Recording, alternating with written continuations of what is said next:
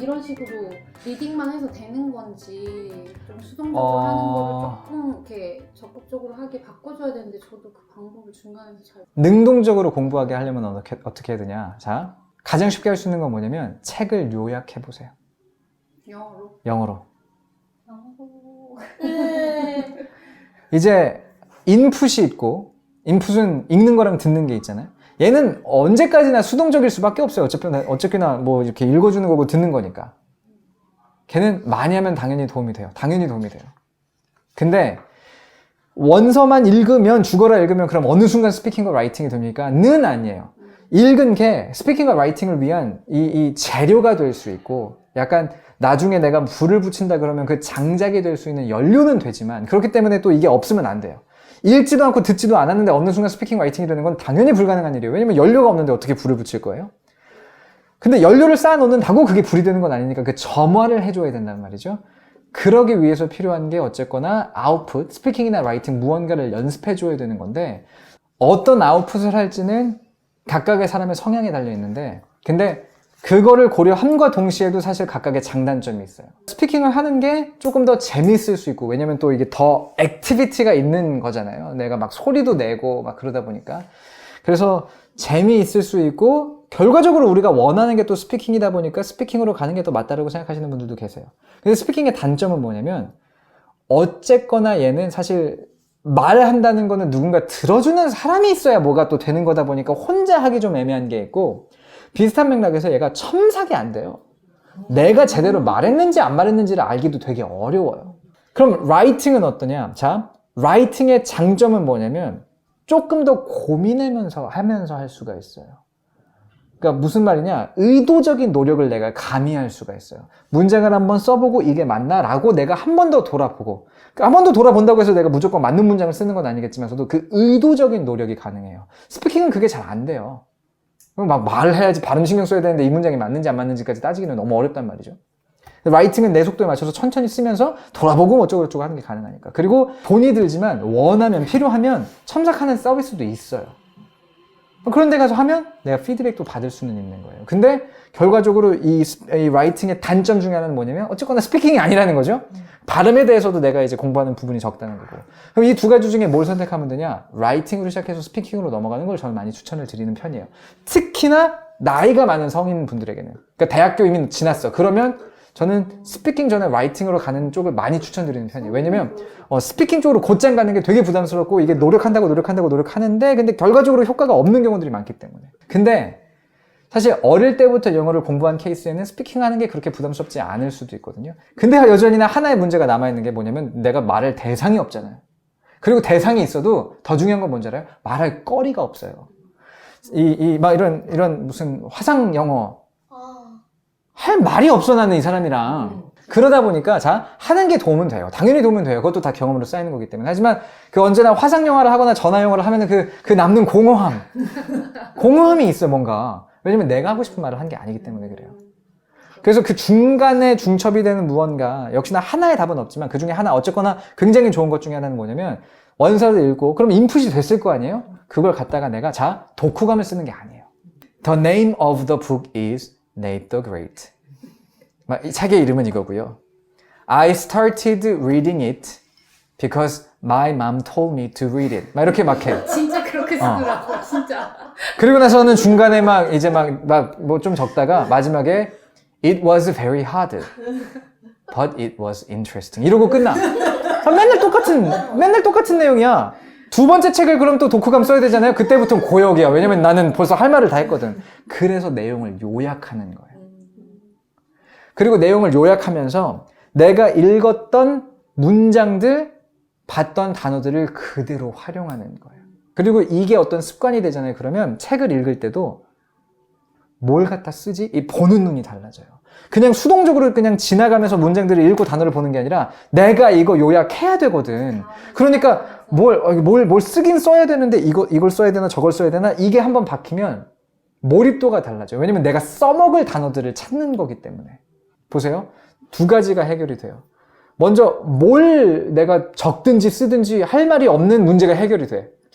주제가 정해진 거잖아. 난 이걸 요약하면 돼요. 첫 번째 장점이고, 두 번째 장점은 뭐냐면 말씀드린 것처럼 보는 눈이 달라져요. 몰입도가 달라져요. 왜냐면 나는 이가 이해가 되고 단어를 찾아봐야 그걸 갖다 내가 요약을 할 거 아니야. 그래서 책을 한 페이지를 읽어도 더 남게 읽을 수가 있어요. 그리고 그렇게 내가 이거를 썼어요. 그리고 뭐 그거를 이제 첨삭을 맡기든 뭐 아니면 학원 선생님에게 이거 뭐 확인을 받든 원어민 선생님에게 확인을 받았어? 그러면 그 문장 한 번 또 외워줘 보는 거예요. 근데 이거 외우는 건 그렇게 어렵지 않아요. 왜냐면 내가 썼거든. 그렇게 내가 말할 수 있는 문장들이 하나씩 늘어가는 거예요. 그게 가장 좀 제가 제 경험에 비춰서 말했을 때 가장 쉽게 내 아웃풋을 늘려가는 방법 중에 하나예요. 그러면 또 그런 얘기 하시거든요. 아, 그럼 라이팅만 하다 보면 스피킹이 결국은 또 안 늘지 않을까요? 스피킹을 위해서는 또 하나의 노력이 필요하기는 해요. 그리고 스피킹의 어떤 그것을 위해서 외워서 낭독까지 해보는 이런 것도 자꾸 넣어주는 건데, 물론 그게 너무 부담스러우면 안 해도 돼요. 먼저는 요약하는 것만으로도 충분하지만서도. 그리고 그 중간중간에 틀린 문장이 있다고 해서 절대 좌절하거나 할 필요도 없어요. 아니, 내가 요약해가지고 틀린 문장이 없을 거면 나는 처음부터 왜 영어를 공부하고 있어? 그렇게 영어를 잘하는데. 당연히 틀리는 거예요. 근데 틀린 문장이라도 써보는 게 되게 중요한 게, 막 그림을 그리다가 보면 나쁜 습관을 가지고 있는 경우들이 있대요. 네, 맞아요. 근데 보세요. 그 습관이, 나쁜 습관이 내 나쁜 습관이 뭔지를 알면 고칠 수 있어요. 근데 그림 자체를 그리지 않아서 나쁜 습관도 없어. 그러면 오히려 뭘 가르쳐 줘야 되지? 그러니까 이게 내가 뭘 노력해야 내 그림이 나아지는지를 감잡기도 어려워요. 틀린 영어 문장들이 사실 저한테는 그런 느낌이에요. 틀리는 게 두려워서 안 쓰잖아요. 그러면 뭐 어떻게 해야 되는 거야? 시작점이 없어버리는 거예요. 그러니까 틀린 문장도 배워가는 과정 중에 하나인 거고, 그거에 대해서 절대로 걱정할 필요 없어요. 단어를 공부할 때 꼭 필요한 거 세 가지. 뜻은 당연히 알아야 되고, 근데 하나 아니라 여러 가지 뜻을 다 살펴봐야 되는 거예요. 두 번째는 뭐냐면 발음 꼭 알아야 돼요. 발음. 너무나 당연한 건데 우리가 단어를 외우는 데만 집중하면 발음에 신경을 안 써요. 왜냐면 나는 빨리 다음 단어 외워야 되거든. 근데 그렇게 되면 두 가지 문제가 생겨요. 첫 번째로는 내가 스피킹할 때 이 단어를 내가 그냥 생각한 대로만 발음을 해. 상대방은 못 알아들어.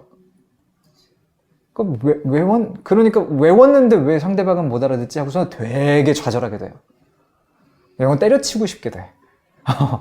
그리고 또 하나는 뭐냐면, 너무나 당연한 얘기지만 이 사람이 말하는 것도 난 못 알아들어요. 왜냐면 나는 그 단어를 그렇게 발음을 기억하지 않았기 때문에. 그러니까 리스닝도 안 돼. 그 스펠링을 알아도 발음을 신경 안 쓰면 제일 우리가 하고 싶은 리스닝이랑 스피킹이 안 되는 거예요. 그러니까 발음 꼭 알아야 되고, 마지막에 뭐냐면 품사를 알아야 돼요. 품사. 왜 그러냐면 beautiful이라는 단어 알죠? 뜻이 뭐예요? 아름다움. 뜻이 뭐예요? 아름다움. 오케이. 자, 이번엔 먼저 물어볼게요. expensive라는 단어 있어요. 뜻이 뭐예요? 몰라요. 몰라? 오케이. 비싼. 오케이. 더 알고 있어. 지금 잘했어요. 뭘 잘했냐면 beautiful은 형용사여서 뜻이 아름다운이 맞아요. 근데 beautiful 뜻 알아요? 알아요. 뭔데 하면 아름답다라고 대답을 하는 사람들이 있어요. 아름답다는 사실 영어로 보자면 동사예요. 동사의 뜻이야. 그러니까 품사가 막 얘가 명사다, 형용사다를 따질 수 있으면 따져도 좋으나, 그거 전에 사전에 적혀있는 뜻을 있는 그대로만 기억을 해줘도 먼저는 돼요. 왜냐면 이게 영어를 이제 공부해서 내가 문장을 만들 때 아무 단어를 아무 순서나 갖다서 넣을 수는 없단 말이에요. 그러면 어떤 단어가 어디에 들어갈 수 있는지를 알아야 돼요.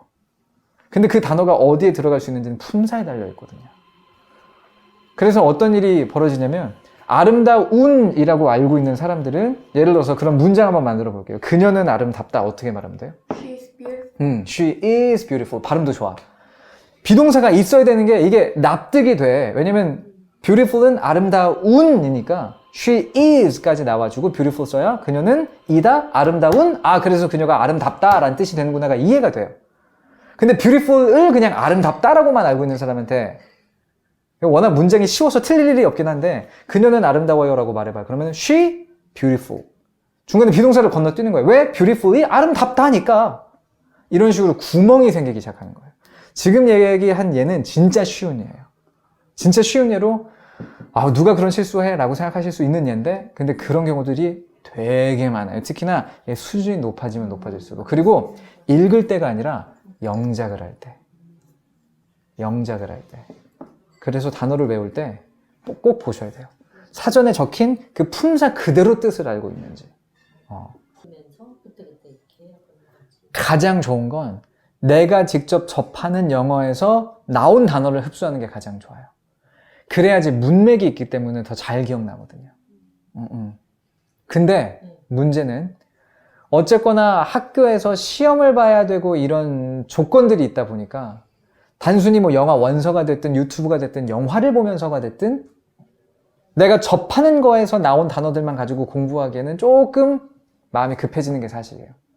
왜냐면 영어 그 원서에서 나온 단어가 내일 모레 보는 시험에 나올지 안 나올지 그건 나가 장담을 못하니까. 근데 선생님이 이 단어장 외우라고 한 데서는 그런 뭔가가 나올 테니까. 해서 시간이 허락할 때는 많이 접하고 거기서 내가 모르는 단어, 특히나 계속 반복돼서 나와. 얘는 진짜 내가 오늘 10분 유튜브를 봤는데 7번 반복됐네. 그럼 걔는 꼭 외워야 되겠죠? 그런 얼마나 많이 내가 접하는지를 기준으로 해가지고 많이 접해지는 것부터 해가지고 외워나가는 게 가장 좋아요. 시간이 될 때는. 근데 그게 아니다. 그럼 단어장. 그럼 단어장 어쩔 수가 없어요. 단어장은 효율이 분명 떨어지나 시험을 위해서는 사실 근데 또 단어장을 이길 수는 없는 거라 그런 자연 반복 학습 효과가. 그래서 그거는 타이밍을 좀 두고서 왔다 갔다 하시는 게 가장 좋기는 해요. 성인이 공부할 때 성인이 단어장을 할 필요 성인이 공부할 때는 기본적으로는 굳이 단어장을 할 필요는 없어요. 단어장을 써야 되는 경우가 있다면 딱 하나예요. 진짜 왕초보. 내가 아는 단어가 100개 미만이다. 진짜 그냥 기본적으로 영어의 한 문장에 20%도 이해하는 게 기본적으로 힘들다. 그러면은 단어장, 그건 진짜 그냥 단어장이라고도 할 수 없는 단어 한쪽 이런 것부터 시작을 해야 될 수는 있지만 어느 정도 이해가 된다 싶으면 사실 단어장에 의존하는 것보단 많이 접하면서 거기서 이제 우리가 어떤 단어를 공부할지 골라서 배워나가는 게 훨씬 효과적이에요. 그래서 사전을 잘 쓰는 방법을 아는 게 되게 중요해요. 전자사전 쓸 필요 없어요. 전자사전 발전이 안 되기 때문에 전자사전을 쓰시면 안 되는 게 맞을 것 같아요. 그래요? 않는 게 맞을 것 같아요. 업데이트가 네이버 사전 뭐 이런 그럼요. 류에 하는 게 그럼요. 네이버 사전 다음 사전이 있는데 카시오에서 전자사전 업데이트 안 하죠. 쟤네들은 공짜로 풀고 우리는 돈 주고 사야 되는데 누가 본인들 거 사겠어요? 거기에 기계음으로 발음을 듣고 이러니까 조금 그게 아까 발음이 중요하다고 하셨는데 여기 조금 활용하기가 힘들더라고요. 사실 네이버 사전이나 다음 사전 둘 다 본인들이 사전을 만든 건 아니에요. 어디서 가져와서 본인들이 뿌려주는 거다 보니까 어떤 발음을 사람이 하고 어떤 발음은 기계음으로 나오고 뭐 약간 그래요. 근데 사실 큰 상관없어요. 큰 상관없어요. 그러니까 발음이란 게 특히나 영어는 너무 종류가 다양하고 영국 발음, 미국 발음부터 시작해서 미국에도 발음 되게 다양해요. 남부, 북부, 동부, 서부 다 다르고 중앙부도 다르고 사투리도 있고 다 달라요. 그렇기 때문에 사실 가장 중요한 거 발음을 공부할 때 가장 중요한 거 두 가지는 첫 번째로는 어쨌거나 강세가 있고 왜냐면 강세는 변하지는 않기 때문에 발음은 살짝씩 다를 수 있지만 사투리가 있을 수 있지만 강세 자체는 바뀌진 않아요.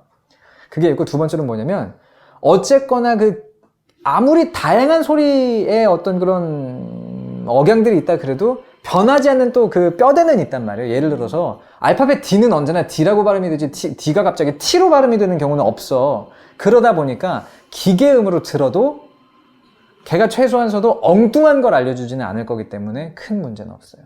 그리고 그런 면에 있어서 가장 좋은 건 사실 발음 기호를 체득하는 거예요.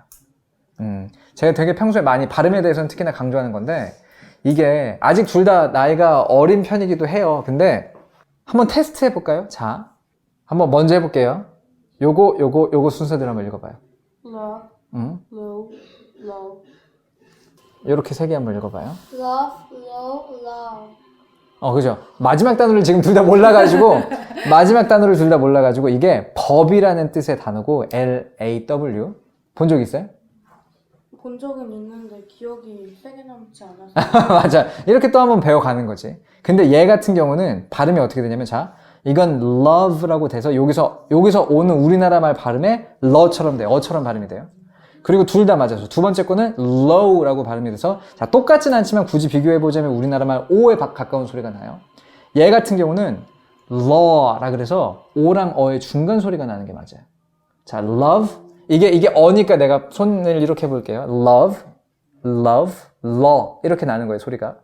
두 번째 거는 낮은이라는 뜻의 low. 얘는 o, low, low. 이렇게 발음이 나요. law 얘 같은 경우는 low도 아니고, law도 아니고, law, law. 중간 소리가 나요. 이런 식으로 연습하는 게 발음은. 보세요. love, law, low. 세 개가 달라야 돼요, 소리가. love, law, low. 한번 해봐요. love, love, love. 중간 게 잘 안 돼. 근데 잘 안 되는 게 당연해요. 이런 소리가 있는 줄은 알고 있었어요? 이거를 모르기가 너무 쉬워요. 왜냐면 되게 당연한 거지만 우리나라 말에는 오랑 어 중간에 소리 이런 게 없잖아요. 그러니까 이 사람이 원어민이 오와 어의 중간 소리 얘를 발음을 해도 우리는 오 또는 어로 필터해서 들어요. 그런 소리가 있는지를 몰라. 특히나 나이가 든 성인들은 그래요. 어린 친구들 어릴 때부터 영어를 접하면 이게 약간 편견이 없어요. 소리에 대한. 인식뿐만이 아니라 소리에 대해서도 편견이 없어요. 그래서 있는 소리를 있는 그대로 받아들이는 거예요. 이 사람 소리가 되게 특이한데 저건 뭐지? 뭐 약간 이렇게 아까 말했던 것처럼 듣다 보니까 이런 소리도 있는 것 같네. 감이라도 잡을 수가 있어. 성인들은 그거를 감을 잡지를 못해요. 왜냐면 이미 나는 정해져 있는 소리 속에서 살기 때문에. 그래서 사실은 그냥 발음만 들어보는 그것도 나쁘지 않고 충분할 때가 많지만 부족할 때가 있어요. 왜냐면은 이거를 발음만 사전 찾아가지고 발음만 딱 들어봤을 때 law라고 하면은 low인가? 하고 그냥 넘어갈 거거든요. 그래서 발음교를 알고 있는 게 너무나 중요한 거예요. 최소한서도 이런 소리들이 있구나, 그리고 이게 여기에 쓰이는구나를 알게 되면 이게 뭐 컴퓨터가 읽어주든 사람이 읽어주든 어쨌거나 나는 이 단어가 어떻게 발음되는지를 기호만 보고도 알 수 있고 내가 발음할 수 있게 되기 때문에 정확한 발음을 공부하는 데는 그게 되게 중요한 거예요. 저도 마찬가지인데 우리가 수업 시간에 배웠던 발음 기호가 도움이 안 되는 이유 중에 하나가 뭐냐면 이건 제 얘기일 수도 있어요. 선생님의 발음이 안 좋았어요. 맞아요. 그래서 이 발음이 무슨 발음이라는 거지가 그러니까 내가 공부한 거랑 상관없이 나한테 들어온 자료 자체가 좋지 않았기 때문에 그게 소용이 없어요. 근데 요즘은 너무 좋잖아요. 요즘은 너무 좋아요. 이런 단어 같은 거, 자, 이렇게 하면 돼요. 유튜브 같은 거 활용하는 것도 너무 중요해요. 유튜브에서, 자, 아까 LAW 있잖아요. LAW 한 다음에 pronunciation, 발음이라고 쳐요. 검색하잖아요. 그러면 다 떠요. 어떻게 읽는지.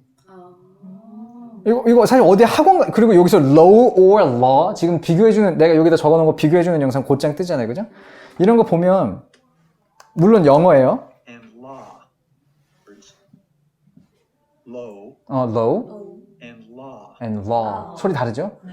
이거 다 설명해주잖아. 이거 그냥 검색해보면 돼요. 문제는 우리나라 말로 검색하면 이게 안 나올 가능성이 높아. 그렇겠네요. 근데 영어로 검색하면 나오잖아요. 한 권을 여러 번 보는 게 낫나요? 여러 권을 한 번씩 보는 게 낫나요? 이렇게 되는데 걔는 이 그래프로 좀 말씀을 드리자면 영어 실력이 초보이면 초보일수록 여러 권을 보는 게 나아요. 한 권으로 아니요. 여러 권을 한 번만 보는 게 나아요. 왜냐면 내 실력이 초보잖아요. 똑같은 걸 여러 번 봐도 이해도가 높아지지 않아요. 이게 아는 게 있어야 뭐가 보이고 아는 게 있어야 뭐 내가 너 더 파볼 게 있고 한 건데 그냥 잘 모르겠으면 두 번 봐도 여전히 잘 모르겠어요. 생각을 해보세요. 우리가 뭐 어떤 언어들 하시는지 모르겠지만 저 중국어 뭐 일본어 아무것도 모르거든요. 일본어 저한테 요만큼 알려주고 책 하나 던져주고 이거 한번 100번 봐봐. 아무런 소용이 없어요. 왜냐면 나는 뭘 100번 본다고 얻을 수 있는 게 없거든요. 난 그 정도의 지식도 안 잡혀 있는 거란 말이죠, 지금. 그런 맥락이에요. 그 대신에 실력이 높아지면 높아질수록 깊이 보는 게 중요해요. 조금 어려운 문장 내가 고민을 좀 하더라도 더 따져보고 문법책도 한번 열어보고 그런 식으로 해서 그 중간에서 나는 어디 정도에 있나에 맞춰서 가시면 좋은데 사실 지금 둘의 나이에서는 기본적으로 다독 쪽에 조금 더 힘을 실어주는 게 좋기는 해요. 왜냐면은 기본적으로 이 나이에 내 영어 실력이 여기까지 와가지고 정독을 할 만한 일은 없는 데다가 그리고 정독을 하려면 사실 정독을 하는 거는 이제 아무래도 재미도 좀 떨어지기 때문에 다독하고 정독하고 섞어서 가도 조금 더 다독적의 무게를 실어주시는 걸 전 추천드리고 싶어요. 그래서 아까 이제 비슷한 내용으로 말씀하셨던 게 그게 있었잖아요. 뭐 네이트 하다가 매직 트라이어스로 가니까 갭이 좀 있었던 것 같고, 플래스테니는 같은 챕터북이지만 더 어려운 거란 말이에요. 매직 트라이어스보다. 그러다 보니까 이게 막 그런데 난이도는요, 왔다 갔다 쿵쾅쿵쾅 부딪히면서 다니는 게 제일 좋아요. 이 세상에 어떤 책도 탁탁탁탁탁탁 올라가는 건 없어요. 그러니까 엄마가 왠지 그렇게 탁탁탁 넣어줘야 될 것 같아. 탁탁탁 넣어줘야 될 것 같고, 교재들 막 이렇게 판매되는 거 보면은 막 레벨 1, 레벨 2 막 이렇게 나오니까 뭔가 영어 원서도 그런 식으로 레벨 지어서 갈 수 있지 않을까라는 생각을 우리가 하게 된단 말이죠. 근데 그게 안 돼요. 그런 거 느껴보신 적 있는지 모르겠지만 사람이 뭔가를 배울 때는 그 비교군이 좀 필요해요. 네이트 더 그레이트를 읽다가 막 레벨이 진짜 정교하게 돼 있어가지고 그 다음 레벨을 읽고 그 다음 레벨을 읽고 그 다음 레벨을 읽고 하면 이게 우선은 내가 성장하고 있나라는 거에 대한 어떤 그런 어떤 불만족감이 생기는 것도 생기는 거지만 쿵쾅거리면서 부딪히세요라고 말씀드렸던 이유 중에 하나는 뭐냐면요. 자, 네이트 더 그레이트 읽다가 매직 트라이어스 읽다가 갑자기 플래스텐이 갔다가 매직 트라이어스로 다시 돌아온 거예요? 네. 돌아왔더니 매직 트라이어스가 그 전이랑 비교해서 뭔가 다르지 않았어요? 조금 쉬워졌어요. 그죠? 조금 쉬워졌죠. 왜냐면 플래스테니를 읽다 말았기 때문에 그런 건데, 어려운 걸 읽다가, 그러니까 내 수준에 버거운 걸 읽다가 내 수준에 맞는 걸 돌아오면 이 수준에 대해서 보는 시각이 달라져 있어요. 근데 그게 되게 중요해요. 내가 읽고 있는 이게 조금 더 쉬워 보이는, 그게 기분상일지 몰라. 쉬워 보이는, 그래서 이게 내가 공부하고 있는 게 뭔가 효과가 느껴지는 게 첫 번째로 이제 있어요.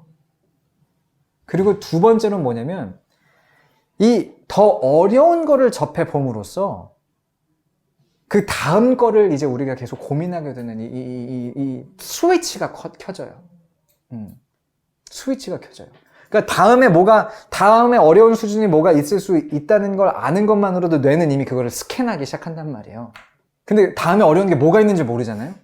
그럼 그냥 나는 여기에만 집중하고 있는 거고, 뇌 스위치가 안 켜져 있기 때문에 학습 효율이 더 좋을 수 있는 기회를 우리가 놓치고 있는 거라고도 볼 수가 있다는 거예요. 해서 일부러라도 쉬운 거 어려운 거 왔다 갔다 해보는 것 자체를 저는 더 선호해요.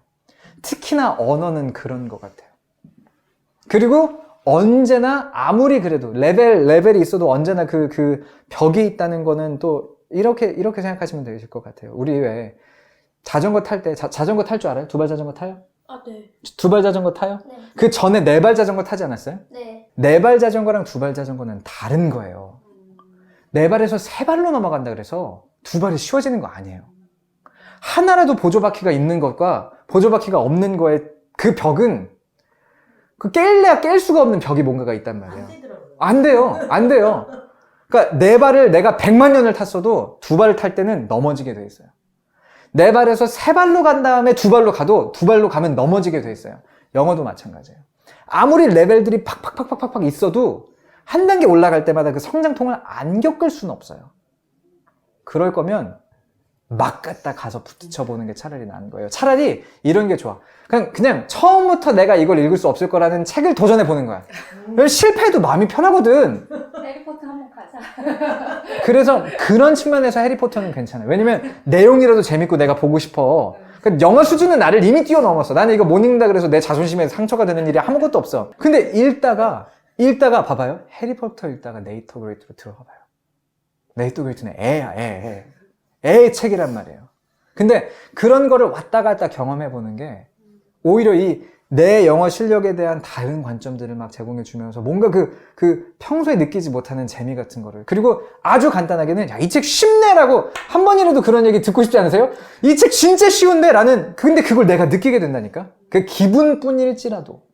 그래서 난이도는 왔다 갔다. 그래서 제가 보통 원서 읽을 때 많이 말씀드리는 것 중에 하나가 뭐냐면 난이도도 중요한데, 그리고 그런 난이도를 따질 때 우리가 AR 지수나 렉살 지수 같은 거 따진단 말이에요. 두 분 다 아세요? 네, 네. 근데 그것도 그건데 흥미 위주로 많이 골라주세요라는 말씀을 드리는 거예요. 왜냐면 어려워도 본인이 흥미가 있으면요 읽어요. 내가 읽고 싶은 책은 어려워도 읽고, 그리고 읽고 싶어서 내가 어려운 책을 읽는데 근데 더 잘 이해하고 싶어서 한 번이라도 더 찾아보는 게 훨씬 남지, 읽고 싶지 않은 책 수준에 맞춰서 읽는 건 그거 재미없어서 못해요. 수준에도 맞고 재미도 있으면 짱이겠지만 그걸 찾다가는 언제 찾을지 몰라요. 그러니까 재밌는 호기심 있는 책들. 그래서 제가 읽었던 어떤 그 책들, 원서들 중에서 진짜로 재밌게 읽었던 책에 지금에 와서 돌아보면은 그 첫 번째 책을 쭉 읽고 나서 내 이해도가 몇 %거든요. 와, 3분의 1이나 됐을까 싶어요. 그러니까 줄거리도 잘 모르겠는 거예요. 근데 재미는 느낀단 말이에요. 그러다 보니까 읽고, 근데 내가 아무리 이해도가 떨어졌지만 그러니까 그냥 원어민들이 읽는 소설, 성인용인 소설을 내가 한 권을 끝낸 것만으로도 성취감. 그게 되게 느껴져요. 진짜 내용이 너무 이해가 안 되는데 해리포터, 레미제라블 내가 읽고 싶은 걸 한번 읽어보고 마지막 딱 덮으면 그거는 해본 사람과 안 해본 사람은 분명히 차이가 있어요. 그거는 전혀 상관없는데 본인이 골라요, 가서. 그러다 보면 사놓고 안 읽는 책들이 쌓여요. 저도 많아요. 그 중에 하나가 뭐냐면 이 친구들은 잘 모를 텐데 예전에 반지의 제왕 시리즈 있었어요. 1편, 2편, 3편 막. 그거 제가 우리나라에서 영화 한참 떠가지고 뭐 재밌는 것 같은데 다들 재밌다고 하니까 영화 원서를 읽어볼까 하고서는 뉴질랜드에서 책을 샀는데 책 두께가 이만하고 책이 뭐 한 요 정도 사이즈가 돼요. 책 사이즈는 작아요. 근데 갱지에 글자 폰트 사이즈가 한 6 정도 되는 것 같아요. 진짜 작아요. 그래서 거기다가 이제 걔가 어려웠던 게 뭐냐면 공상 과학 세계는 아니지만 판타지잖아요. 그러니까 아무런 배경 지식이 없는 상태로 읽기 시작하면 뭘 얘기하고자 하는 거야?